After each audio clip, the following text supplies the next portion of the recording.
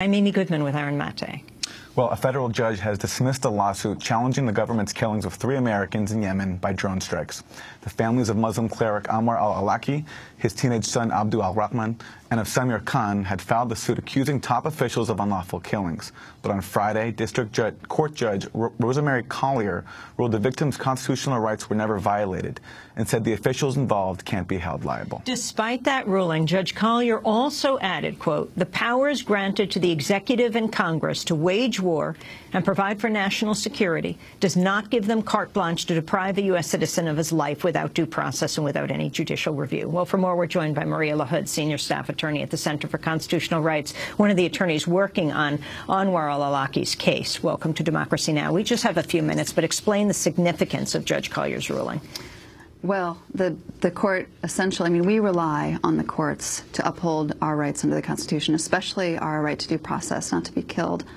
And essentially, she did give the executive carte blanche to kill anyone it deems to be a terrorist suspect far from any battlefield, with no due process, even if they don't pose an imminent threat. So it's not only, you know, she said that we don't give the courts she doesn't give the executive carte blanche, but in fact she decided, she refused to allow a claim in the area of national security, even for a violation of the Constitution, even for a killing of an American citizen. With this ruling, are there any more legal challenges to pursue in order to obtain the right to due process? Well, I mean, this is, you know, the courts have abdicated their roles with torture. They've abdicated their roles with indefinite detention. Here we thought, you know, finally the courts would uphold the Constitution with the killing of American citizens. The victims' families have been through an extraordinary amount. They have suffered an unimaginable loss, having their sons and their grandson. Abdul-Rahman al-Awlaki was 16 years old, born in Denver. 16 years old, born in Denver. You know, gruesomely killed by their own government.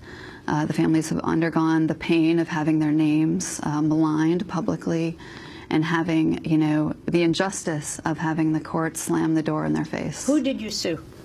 We sued Panetta, Petraeus.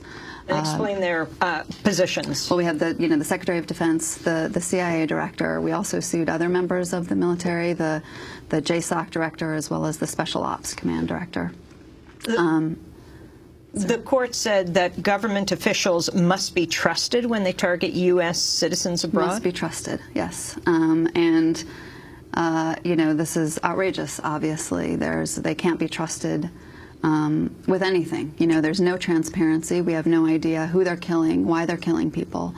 There are no legal standards that have been publicly released. They've disclosed a few about U.S. citizens not in active hostilities, but they refuse to disclose the memos, the classified memos. So we know that U.S. officials can't be trusted with this authority. Where does this go from here? What are the implications of this for other cases? And are government officials like these and higher up being sued in other cases? There are no suits that I know of for accountability like this. There are suits for transparency, to get information about what the government is doing. But of course, that's the first step, I think, in accountability. But no other cases for accountability that I know of. I think it's up to, you know, I think it's not only up to the victims of these strikes to demand investigations and accountability and redress, but it's also up to all of us to demand that as well, not necessarily just in the courts, but in the streets. You can see all of our coverage of the cases of Samir Khan and the Awlakis at democracynow.org. Maria LaHood, I want to thank you very much for being with us, staff attorney with the Center for Constitutional Rights. That does it for the show. Our website is democracynow.